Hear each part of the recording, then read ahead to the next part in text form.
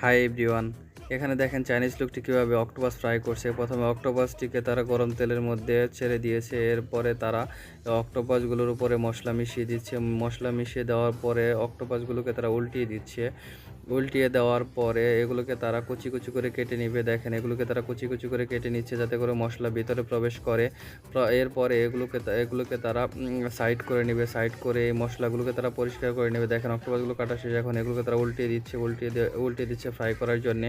Fry একটু পরে তারা এগুলোকে সাইড করে নেবে। দেখুন এখানে সস দিয়ে দিচ্ছে। সস দেওয়ার পরে অক্টোপাসগুলোকে সাইড করে নিচ্ছে। সাইড করে নেওয়ার পর মশলাগুলোকে পরিষ্কার করে নিচ্ছে। পরিষ্কার করে নেওয়ার পরে তারা আবার তেল দিচ্ছে।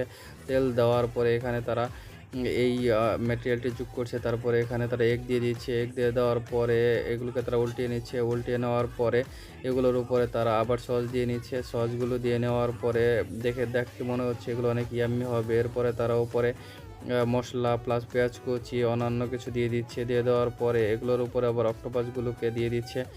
দেওয়ার পরে দেখেন এখানে প্রায় ইয়াম্মি ফুডগুলো রেডি হয়ে যাবে। এর উপর আবার মশলা দিয়ে দিচ্ছে। মশলা দিয়ে দেওয়ার পরে এগুলোকে তারা আবার উল্টিয়ে নিচ্ছে। উল্টিয়ে রোল আকারে তৈরি করছে। রোল আকারে তৈরি করার পরে এগুলোকে তারা সাইড করছে। এরপরে রোলগুলোকে তারা কুচি কুচি করে কেটে নিবে। তার আগে এগুলোর উপরে তারা সস লাগিয়ে নিচ্ছে। সস লাগানো শেষ হলে তারা উপরে মশলা এবং লবণ দিয়ে দিচ্ছে।